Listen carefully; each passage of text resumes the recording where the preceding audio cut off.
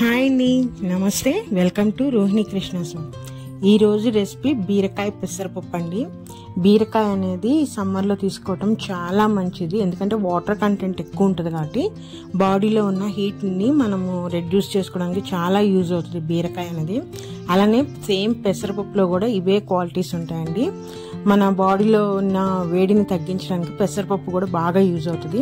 So ఈ రెండింటి కాంబినేషన్లో పప్పు ఈరోజు ఎలా చేసుకోవాలో చూపిస్తాను. చాలా టేస్టీగా ఉంటుంది. నేనైతే ఇక్కడ ఫస్ట్ ఒక గ్లాస్ పెసరపప్పు తీసుకున్నానండి. ఈ పెసరపప్పుని ఫస్ట్ మనము వేయించుకోవాలి. 1 నిమిషం పాటు మాడిపోకుండా మీడియం ఫ్లేమ్లో పెట్టుకొని మనము వేయించుకోవాలి, దోరగా వేయించుకోవాలి. ఈ విధంగా వేయించుకోవడం వల్ల మనకి పప్పు అనేది చాలా టేస్టీగా ఉంటుంది, మంచి స్మెల్ వస్తుందండి. సో ఈ విధంగా మనము ఫస్ట్ పెసరపప్పుని వేయించుకోవాలి. మాడిపోకూడదని మీడియం ఫ్లేమ్లో పెట్టుకొని 1 నిమిషం పాటు వేయించుకుంటే ఆ పెసరపప్పులో నుంచి స్మెల్ అనేది స్టార్ట్ అవుతుంది, మంచి స్మెల్ వస్తుంది. సో అది వచ్చేదాకా ఈ విధంగా కలుపుకుంటూ 1 నిమిషం పాటు వేయించుకొని దీన్ని ఇంకా మనము కుక్కర్లోకి, నేను డైరెక్ట్గా పప్పు కుక్కర్లోనే వండేస్తాను, కుక్కర్లోకి తీసేసుకుంటాను.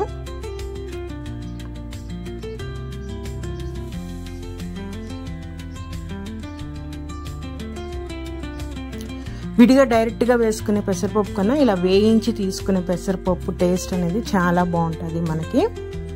ఒకసారి మీరు కూడా ట్రై చేయండి, పప్పుని వేయించి పప్పు చేయండి, చాలా బాగుంటుంది. నేను అలా వేయించిన పెసరపప్పుని కుక్కర్లోకి తీసేసుకొని వాష్ చేసేస్తున్నానండి. ఇలా వాష్ చేసేసిన తర్వాత ఇప్పుడు దీనిలోకి నేను ఒక 1/2 కేజీ బీరకాయ తీసుకున్నాను. ఈ బీరకాయని లైట్గా పైన ఎక్కువ చెక్కు తీయకుండా లైట్గా తీసేసి ఆ చెక్కుతో పాటు వేసేస్తాను. అలానే ఒక 2 టమాటాలు, ఒక 10 పచ్చిమిరపకాయల వరకు తీసుకున్నానండి. తీసేసుకొని ఇప్పుడు దీంట్లోకి సరిపడా వాటర్ పోసేసుకోవాలి. మనము పోసేసుకొని దీనిలోకి ఇప్పుడు పప్పులకు సరిపడా, కర్రీకి సరిపడా పసుపు, కారము వేసేసుకోవాలండి. ఇక్కడే నేనైతే ఇక్కడ ఒక 1/2 స్పూన్ పసుపు వేస్తున్నాను. అలానే కారం మన స్పైసీకి తగ్గట్టుగా వేసుకోవాలి. కొంతమంది లైట్గా తింటారు కారం అనేది పప్పులో, కొంతమంది ఎక్కువగా తింటారు. సో మన టేస్ట్కి తగ్గట్టుగా కారం వేసుకోవాలి. కాకపోతే ఫస్ట్లో పచ్చిమిరపకాయలు వేసాను కాబట్టి చూసుకొని వేసుకోండి. ఇలా వేసుకున్న దాన్ని నేను మూత పెట్టేసేసి మనము 3 విజిల్స్ వచ్చే వరకు పెట్టుకోవాలి. 3 విజిల్స్ వచ్చిన తర్వాత దాంట్లో ఉన్న స్టీమ్ మొత్తం పోయే వరకు మనం వెయిట్ చేయాలండి.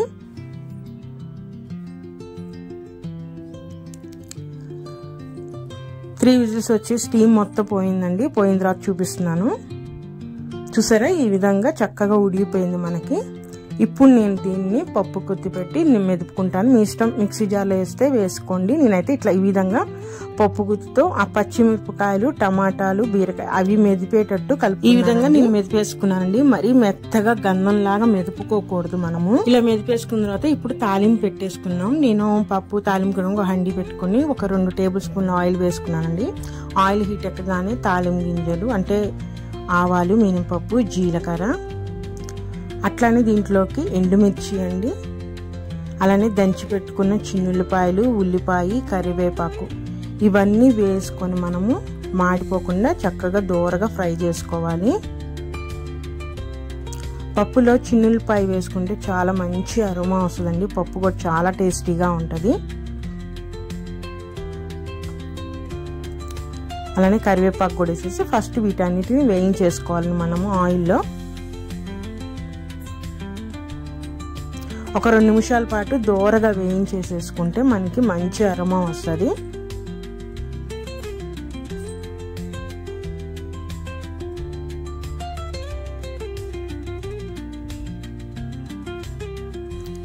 తాలింపు వేపగానే ఇందాక మనం మెదిపి పెట్టుకున్న పప్పు అండి, పప్పుని మనం తాలింపులో వేసేసుకోవటమే.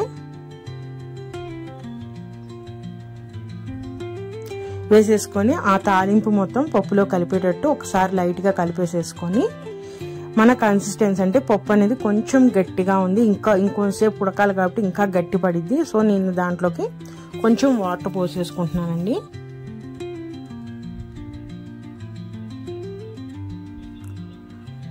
పోసేసుకొని ఒకసారి బాగా వాటర్ పప్పులో కలిసేటట్టు కలిపేసేసుకోవాలి మనము. ఇప్పుడు ఈ పప్పులో ఇంకా మనము సాల్ట్ వేయలేదు కదా, ఇప్పుడు కర్రీకి సరిపడా మన టేస్ట్ తగ్గట్టుగా సాల్ట్ వేసేసుకోవాలి.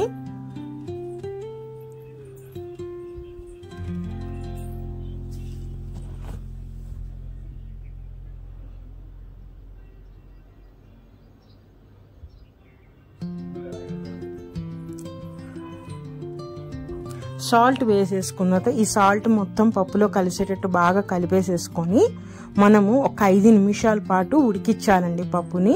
అంటే ఆ తాలింపులో పప్పుని ఒక 5 నిమిషాలు ఉడికిస్తే పప్పు చాలా టేస్టీగా ఉంటుంది. ఆ తాలింపు ఆ ఫ్లేవర్ అంతా కూడా మన పప్పుకి పడుతుందండి.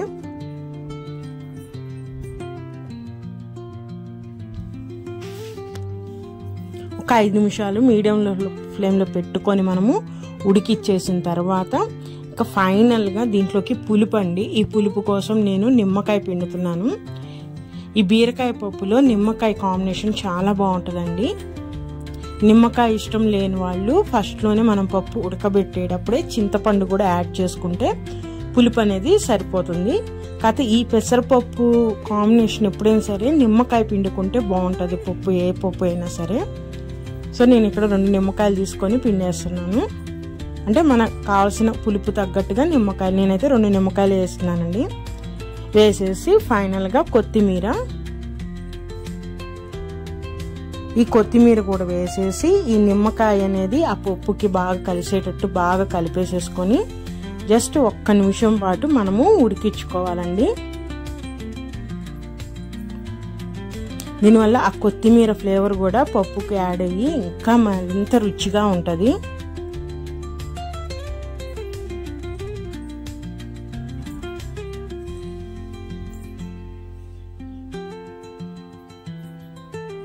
చూసారా, ఈ విధంగా 1 నిమిషం పాటు మనం ఉడికించుకుంటే మన పప్పు రెడీ అండి.